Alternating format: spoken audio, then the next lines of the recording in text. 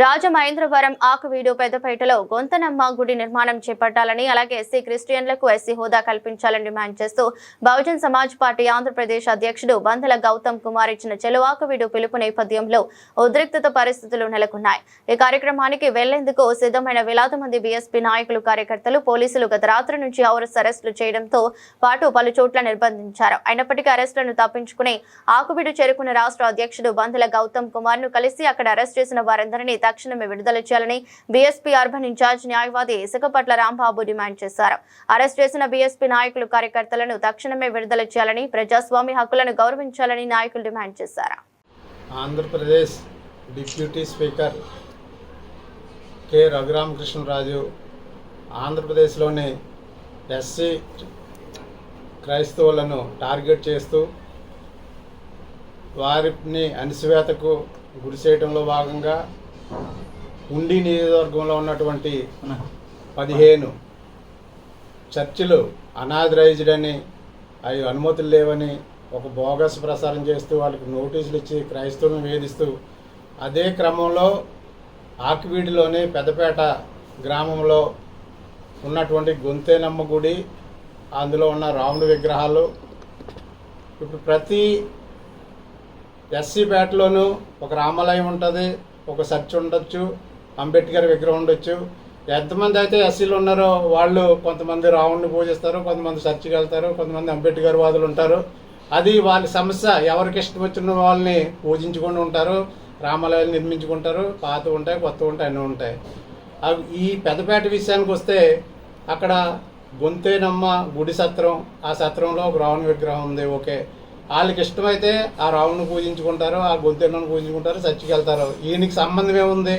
అక్కడ నేను ఏదో సనాతన ధర్మ సంరక్షకుడు అని, నేను హిందువులకు బ్రాండ్ అంబాసిడర్ అని, ఈయన ఈ మత విద్వేషాలని కలిగించడానికి అక్కడ నేను రాముడి గుడి నిర్మిస్తానని చెప్పేసి అక్కడ దండయాత్రగా పోలీసులతో పాటు సొంత వ్యక్తిగత భద్రతా సిబ్బందిని ఒక 100-200 మందిని వేసుకుని వెళ్ళి అక్కడ ప్రజల్ని భయభ్రాంతులకు గురి చేసి వాళ్ళ ఇంటిలోకి రాకుండా తలుపుల దగ్గర పోలీసులను కాపలా పెట్టి అక్కడ ఆ గుడిని నిర్మిస్తానని చెప్పి ఆ రోజు శపథం చేసి, ఎవరైతే ఇక్కడ మా ఇష్టం మేమైతే నిర్మించుకుంటాం, మీకేంటి సంబంధం అని చెప్పేసి ప్రశ్నించినందుకు 50 మందిపై సుమారు దేశద్రోహ నేరం 306 లాంటి పెద్ద పెద్ద సెక్షన్లు పెట్టి కేసులు పెట్టి వాళ్ళు జైల్లో పెట్టి వాళ్ళని భయభ్రాంతులకు గురి చేసి ఈరోజు అక్కడ శంకుస్థాపన చేస్తానని ప్రకటించడంతో బహుజన్ సమాజ్ పార్టీ ఆంధ్రప్రదేశ్ శాఖ ఈ యొక్క క్రైస్తవులకు ఎస్సీలకు అండగా మేము ఉంటామని చెప్పేసి, ఎందుకు మా ప్రజలను మీరు భయపెట్టి అక్కడ ఈ గుడి నిర్మాణం ఇవ్వని ఇంకోటని చెప్తున్నారో దాన్ని అడ్డుకుంటామని చెప్పేసి సెలో ఆకివీడి పిలిపించడం జరిగింది.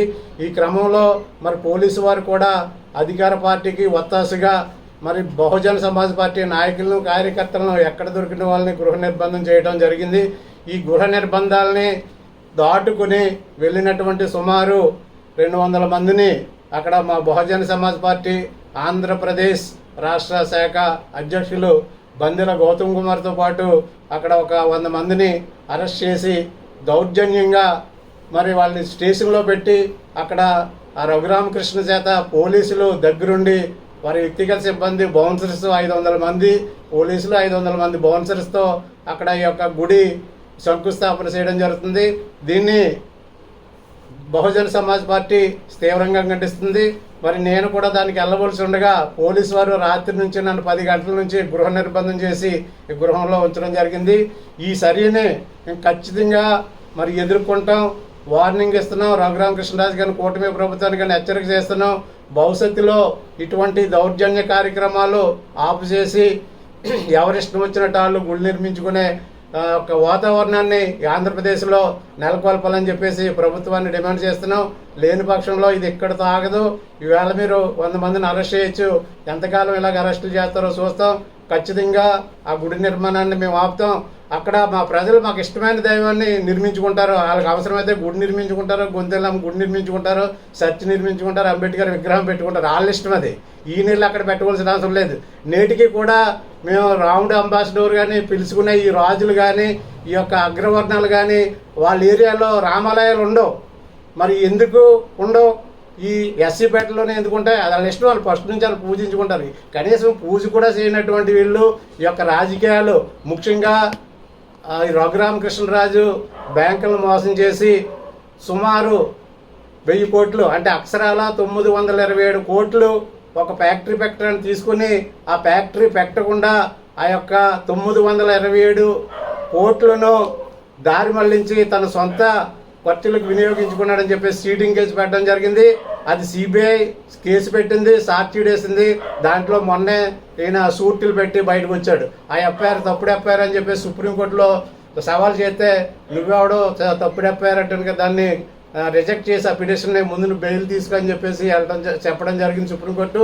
దానిలో బెయిల్ తీసుకుని మరి షూరిటీలు పెట్టి బయట ఉన్నటువంటి ఈ రఘురామకృష్ణరాజు ఇంకా వేలాది కోట్లు లోన్లు తీసుకుని డిఫాల్ట్ అయ్యి ప్రభుత్వానికి బ్యాంకులకు కట్టకుండా ఈ యొక్క మతం ముసుగులో ఈ యొక్క వివాదాలను సృష్టించి ఈ యొక్క హిందువులకి ఏదైనా బ్రాండ్ అంబాసిడర్గా ఉంటూ ఆ యొక్క కేసుల నుంచి తప్పించుకోవడానికి ఈ కొత్త ఎత్తుగాడు ఎత్తుతున్నాడు. దీన్ని ప్రజలు గ్రహించాలి. అది ప్రజల సొమ్ము, బ్యాంకుల్లో దాచుకున్న సొమ్ము. సుమారు 5,000 కోట్లు లోన్లు తీసుకుని కట్టకుండా 1,000 కోట్లు మోసం చేసి అసలు ఆ ఫ్యాక్టరీ పెట్టకుండా ఆ డబ్బులు సొంతానికి వాడేసుకుని చేతే బ్యాంకు సీటింగ్ కేసు పెట్టింది. ఆ కేసులో బెయిల్ మీద ఉన్న వ్యక్తి